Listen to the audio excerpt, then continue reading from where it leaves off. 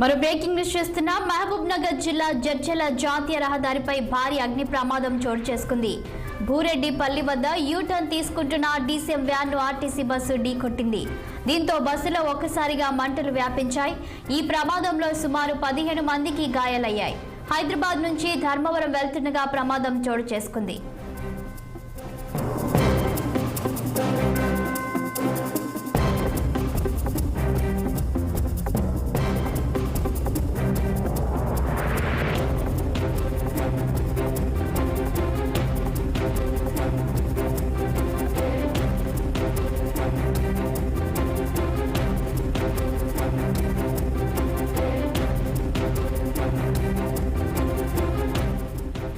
మహబూబ్ నగర్ జిల్లా జడ్చర్ల జాతీయ రహదారిపై భారీ అగ్ని ప్రమాదం చోటు చేసుకుంది.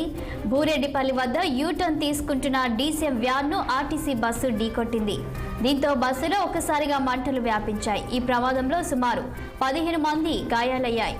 హైదరాబాద్ నుంచి ధర్మవరం వెళ్తుండగా ప్రమాదం చోటు చేసుకుంది. ఇక దీనిపై పూర్తి డీటెయిల్స్ మా ప్రతినిధి రహీం అందిస్తారు.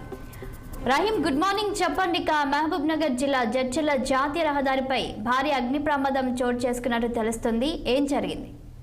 Good morning Shalini. ఏదైతే మహబూబ్ నగర్ జిల్లా జడ్చర్ల నియోజకవర్గం బూరేడిపల్లి గ్రామం సమీపంలో నేషనల్ హైవే 44 మీద అర్ధరాత్రి ఏదైతే హైదరాబాద్ నుంచి ధర్మవరం వెళ్తున్న సూపర్ లగ్జరీ బస్సు బూరేడిపల్లి గ్రామం స్టేజ్ వద్ద డీసీఎం యూటర్న్ తీసుకుంటున్న సమయంలో ఎంకిల్ నుంచి ఏదైతే సూపర్ లగ్జరీ బస్సు ఢీకొనడం జరిగింది. అక్కడ అందులో ప్రయాణిస్తున్న 36 మందికి గాను డ్రైవర్ తో సహా 16 మందికి తీవ్ర గాయాలయ్యాయి. ఒక్కసారిగా మంటలు చెలరేగడం వల్ల ఈ యొక్క అగ్ని ప్రమాదం జరిగింది. అందులో ఏదైతే ప్రయాణిస్తున్న ప్రయాణికులు గాఢ నిద్రలో ఉండడం వల్ల వాళ్ళకి ఎటు తెలియని అయోమయ స్థితిలో ఉన్నారు. అటువైపు వెళ్తున్న ప్రయాణికులు గుర్తించి అందులో బస్సులో నుంచి వాళ్ళని బయటికి తీసి అప్రమత్తం చేసి అదైతే స్థానికంగా జడ్చర్ల నియోజకవర్గంలో ఉన్న ప్రభుత్వ ఆసుపత్రి అలాగే జిల్లా ఆసుపత్రి మహబూబ్నగర్ లో ఉన్న జిల్లా ఆసుపత్రికి తరలించారు.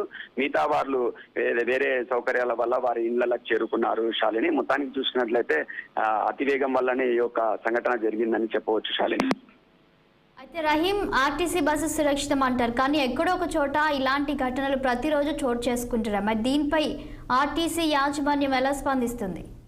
మనం చూసినట్లయితే ఏదైతే హైదరాబాద్ నుంచి బెంగళూరు కావచ్చు, ధర్మాపురం కావచ్చు, ఏపీకి సంబంధించిన ఏపీ వెళ్లే ప్రతి బస్సులు కావచ్చు, అలాగే రాత్రి ట్రావెల్స్ చేసే సూపర్ లగ్జరీ, గరుడ, వాల్వో ఇట్లా ఆధునిక ఎక్కువ అసలు ఉన్న బస్సులు హై స్పీడ్ లో వెళ్తుంటాయి, మనం చూస్తుంటాం. అది కాక రాత్రిపూట డ్రైవర్ కావచ్చు, డబుల్ డ్రైవర్ ఉన్నా కూడా ఈ యొక్క సంఘటనలు మాత్రం ఆగుతలేవు. అంతేకాకుండా ఇదే తెల్లవారుజామున జరిగిన ఈ సంఘటన ఈ గాఢ నిద్రలో ఉండడం వల్ల ఈ యొక్క సంఘటన జరిగిందని చెప్పవచ్చు.